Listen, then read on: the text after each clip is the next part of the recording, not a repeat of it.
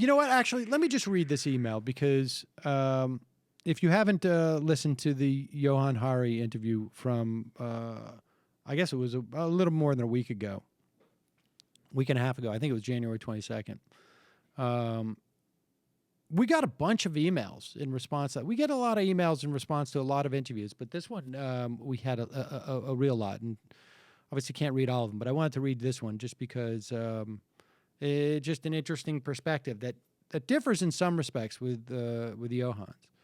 I've been listening to the interview with Johan Hari over and over again as someone whose father, sister, and close friends have all at some point have been addicted to opiates and alcohol. I've got to say, in some ways, it's a little hard to hear. There were some things I took issue with, like the notion that opiate users don't generally harm people. And I should tell you folks that I'm slightly editing this for time. I guess if we're talking physical harm, that much is probably true, but watching family and friends destroy themselves certainly hurt me emotionally. I was most consumed in this destruction during my high school years, and I felt alien to the world around me. I couldn't even keep a spare change jar in my own room. I didn't feel comfortable reaching out to anyone, and for the most part, I neglected things like grades while I began to act out in other ways, stealing and vandalism. The day after graduation ceremonies, I chose to be homeless rather than live in the house I grew up in. I had to attend summer school to get my diploma, which meant sleeping in the school's baseball fields. It's hard to exactly measure collateral damage from drug addiction, and my experience is so subjective, I can't imagine ever developing a quantifiable way to measure aftermath. I guess saying these drug addicts generally don't harm people is accurate, but it's not entirely the full story.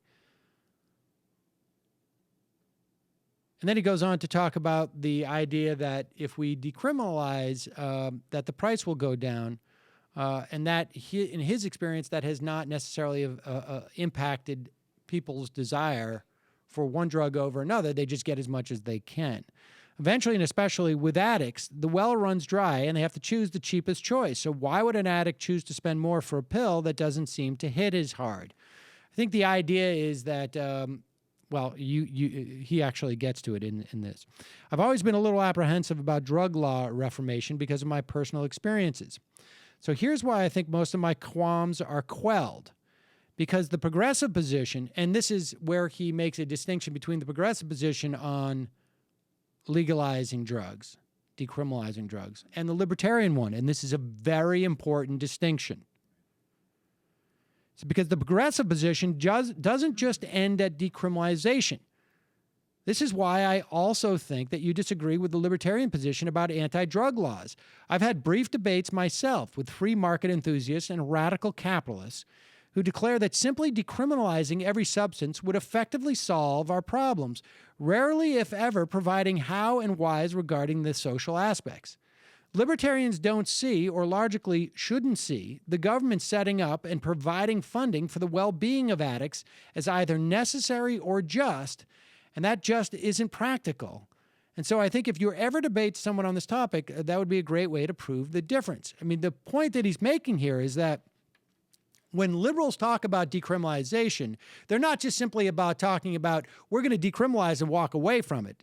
It is looking upon addiction as a public health issue wherein the government has a significant role to play in mitigating the impact and in helping those addicts in a way that the libertarian position necessarily doesn't. It speaks to me that this position is humane, respectful, and pragmatic about the subject. Proud to be a dues-paying member of the show. It challenged me on such a personal level. Keep up the good work, guys. Very gratifying email, and such a good point. Great point. That's such an Really obvious distinction. Such an obvious distinction.